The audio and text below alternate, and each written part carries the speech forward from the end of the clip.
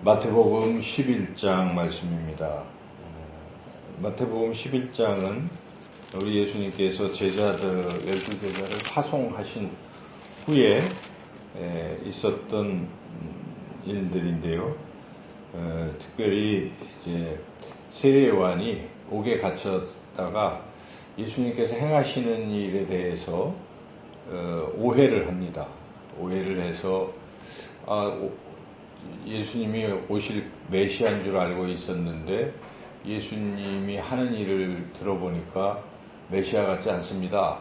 다른 분이 또 올 것입니까? 이제 이런 오해의 이야기를 하게 됩니다. 그것에 대해서 예수님이 답변을 하시면서 쭉 여러 가지 이제 말씀을 하시는 내용인데 그 말씀의 핵심은 결국 오해하지 말라 이런 말씀입니다.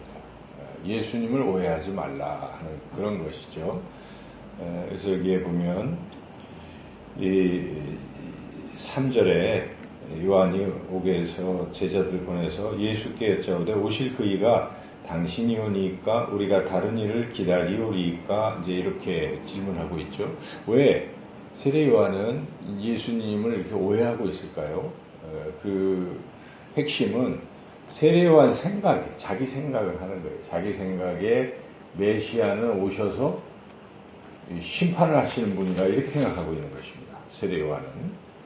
그래서 여기 앞에서 특히 마태복음에서 보면 3장에 세례요한이 이렇게 쭉 외치고 하는 그 모습이 3장 7절부터 12절까지 쭉 이어지는데 그 내용은 세례요한은 굉장히 그 회개를 촉구하고 있죠. 그래서 막 세례 받으러 오는 바리새인들한테 독사의 자식들아 막 이렇게 얘기하면서 너희들이 아브라함의 자손이라고 뭐 이렇게 거들먹거리지만 너희들은 도끼가 나무 뿌리에 놓여 있는 것처럼 다 찍혀질 것이다 이런 얘기를 쭉 하죠. 그래서 회개하기 위해서 이렇게 세례도 베풀고 있는데 그분이 오셔서 예수님이 오셔서 무엇을 하시는가 세례를 베푸시는 성령과 불로 특히 여기는 불이라고 표현이 되어 있죠. 성령과 불로 너에게 세례를 베푸실 것이요 하고 12절 말씀 제가 읽어보겠습니다. 손에 키를 들고 자기의 타작마당을 정하게 하사 알곡은 모아 곡간에 들이고 쭉정이는 꺼지지 않는 불에 태우시리라. 이게 심판하시겠다 이런 거잖아요. 그런데 지금 우리 예수님이 하시는 일은 심판이 아니라 사랑을 베풀고 계시거든요. 그러니까 자기 생각에 이거 메시아 아닌 거 아니야? 이제 이런 생각 회의를 가지고 있었던 것이죠. 그러자 이제 우리 예수님께서 메시아는 어떤 분이냐 하는 것을 이제 쭉 말씀을 하시죠. 메시아는 지금 이 지상에서 사역을 할 때는 한없는 사랑을 베푸시는 분이시다. 그러나 회개하지 않는 자들에 대해서는 나중에 네가 얘기하는 대로 심판을 한다. 그 얘기를 쭉 하시는 거예요. 그래서 여기에 예수님이 우리 이사야 61장에 보면 예수님이 오셔서 가난한 자에게 복음이 전파되고 눈먼 자가 보게 되고 왜 누가복음 4장에 보면은 예수님께서 자신이 뭐하러 오셨는지 이렇게 쭉 설명하시는 게 있거든요. 회당에서. 그 말씀을 여기서 지금 하시는 겁니다. 그래서 5절에 보니까 내가 지금 행한 일을 가서 얘기해라. 5절 한번 읽어볼까요? 5절 맹인이 보며 못 걷는 사람이 걸으며 나병한 자가 깨끗함을 받으며 못 듣는 자가 들으며 죽은 자가 살아나며 가난한 자에게 복음이 전파된다 하라. 지금 그렇게 하고 있는 것이다. 그게 구약의 이사야서의 말씀을 이루고 있는 것이다. 나는 메시아다. 이렇게 말씀하시는 것입니다. 예수님이 오셔서는 그렇게 사랑을 베풀고 치유하시고 그리고 8장 9장도 봤지만 병 고치시고 그런 기적을 베푸시지 않습니까? 주님은 지금 그대로 가고 있으니까 세례 요한아 오해하지 마라 라고 지금 이렇게 말씀하시는 것이죠. 그러면서 6절이 오해하지 않는 사람이 복이 있다 라고 말씀합니다. 우리 6절을 같이 한번 읽어보겠습니다. 누구든지 나로 말미암아 실족하지 아니하는 자는 복이 있도다 하시니라. 오해하지 마라. 오해해서 실족하는 거예요. 사람들은 오해하면 실족합니다. 잘 모르면 자꾸 이렇게 우리가 상대방을 오해하면 어떻게 돼요? 괜히 그렇게 되는 경우가 많아요. 근데 우리 예수님을 이렇게 세례요한이 오해하면 안 된다는 것이죠. 그래서 오해하지 마라. 오해하지 않는 사람이 복이 있는 사람이란다 하고 예수님 말씀하시고, 그리고 이제 요한에 대해서 사람들에게 이야기합니다. 이 요한은 정말 훌륭한 사람이다 하고 쭉 얘기하죠. 여기에 이제 뭐 8절, 9절, 요한은 나의 길을 예비하러 왔다고 10절 말씀도 이렇게 쭉 하시면서 11절 칭찬을 하시죠. 내가 진실로 너에게 이르니 여자가 낳은 자 중에 세례요한보다 큰 이가 일어남이 없도다. 이렇게 요한은 정말 대단하다. 그러나 그 요한도 만약 나에 대해서 계속 오해하고 믿지 아니하면 천국에 못 들어간다는, 천국에서는 극히 작은 자보다 그보다 크니라. 오해는 안 된다는 것입니다. 오해가 계속 깊어지면 하나님 나라에 들어가는 것도 어렵게 될 수 있다라고 이렇게 예수님 분명 말씀하시잖아요. 세례요한이 정말 위대하고 세상에서는 가장 큰 자지만 그도 오해가 계속되면 천국을 갈 수 없다 이런 말씀을 하시고, 그리고 이제 당시에 이 세례요한뿐만 아니라 그 이스라엘 백성들에 대해서도 이야기를 합니다. 그 유대 그 지도자들, 바리새인들이나 이런 사람들이 지금 예수님 오해하고 있잖아요. 이 부분에 대해서 예수님이 이제 쭉 말씀하시는 게 12절부터인데 12절이 참 잘못 오해합니다.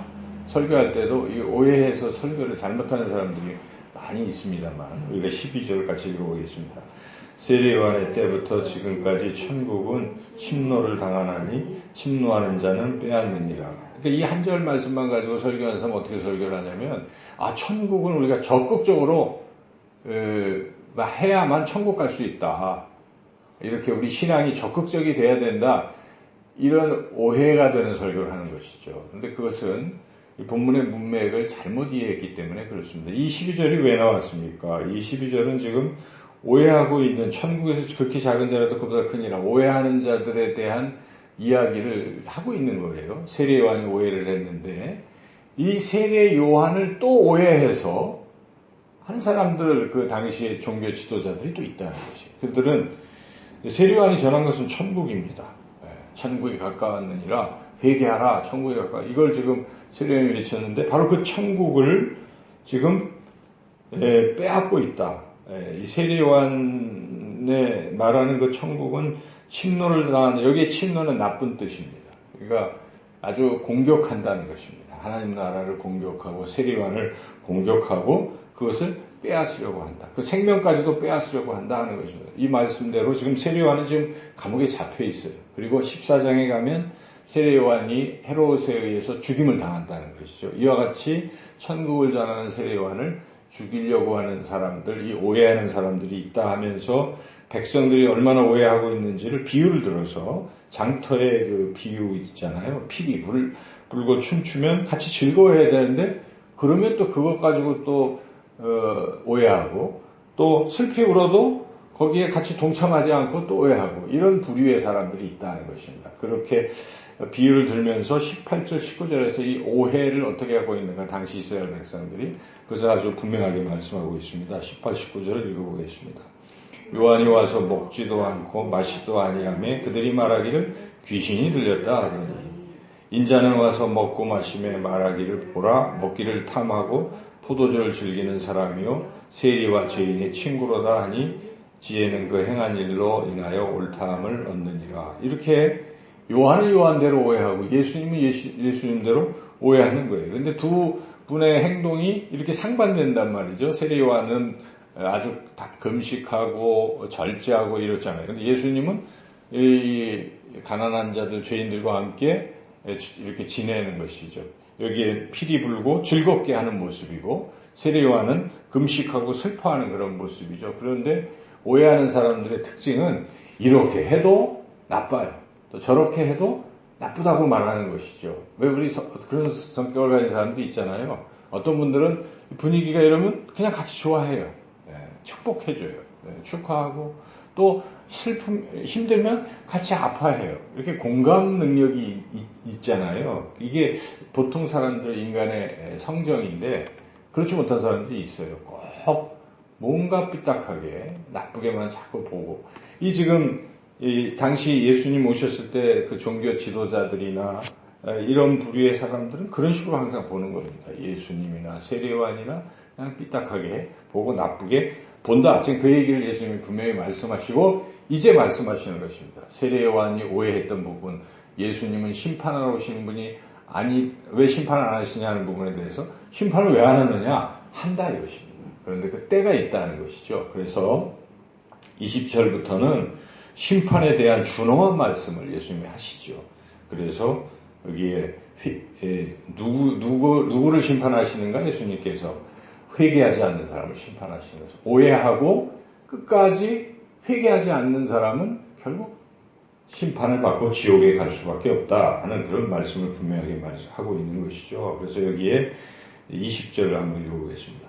예수께서 권능을 가장 많이 행하신 고을들이 회개하지 아니하므로 그때에 책망하시되 하면서 그 보니까 고라신, 벳세다, 가버나움 너희들은 이 소돔과 고모라가 멸망할 때보다도 더 큰 심판을 받게 될 것이다.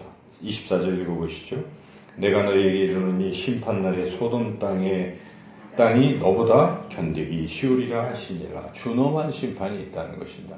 우리가 이 말씀이 굉장히 큰 충격을 받아야 됩니다. 여기에 예수님께서 이렇게 부르시는 그 도시 중에 뭐가 있습니까? 23절 읽어볼까요?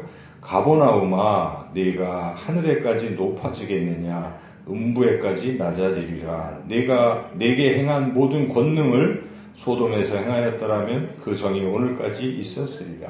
가버나움이었던 동네입니까? 예수님이 갈릴리 사역의 중심이지고 거기서만 주로 사역을 하셨잖아요. 가버나움 동네에서. 그런데 그렇게 예수님의 사랑과 은혜와 기적을 경험하고도 그 예수님을 제대로 믿지 않고 오해하고 회개하지 않는다면 너희들은 심판을 절대 면할 수 없다라고 우리 예수님께서 준엄하게 경고하십니다. 그리고 25절부터 나는 이렇게 모든 권한을 다 가지고 있는데 이 권한을 지혜롭다고 설치는 사람들에게는 나타내지 아니하신다는 것입니다. 나는 오직 어린아이와 같이 내 말을 듣고 순종하고 받아들이는 그냥 어린아이들은 어떻습니까? 오해라는 게 없어요. 애들은 그냥 말씀하시면 어떻습니까? 그냥 다 순전하게 받아들이는 것이죠. 그런 사람에게 복이 임한다 하는 것입니다. 그래서 여기에 특별히 25절 읽어볼까요?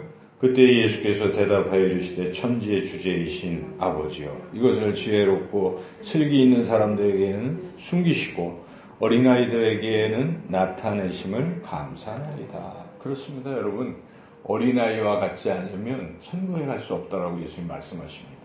우리가 어린아이와 같이 이렇게 주님의 말씀을 그냥 100% 믿는 것입니다. 아멘으로 화답하는 것입니다. 그래서 저는 주일에 이렇게 설교 말씀을 전할 때 어린아이 같이 아멘 하는 분들은 하나님이 놀라운 은혜를 받고 축복을 받는 분들이 다 아는 것입니다. 그런데 팔짱을 끼고 뭔가 자기가 아는 척 뭐 이런 사람들이 있어요. 이런 부류의 사람들 뭔 생각을 하고 그 주님의 말씀을 잘 받아들이지 않는 이런 사람들에게는 어떤 은혜가 임하지 않습니다. 그래서 오해만 자꾸 하려고 하는 것 아주 잘못된 것입니다. 그리고 주님께서 이제 오해하지 말고 나를 받아들이라 하는 것입니다. 여기에 그 누구라도 내게로 오고 나를 받아들이는 사람은 평안을 얻고 천국을 얻게 될 것이다. 그 유명한 28절 말씀이 이런 맥락에서 나오는 것이죠. 28절, 29절에서 30절 읽어보겠습니다.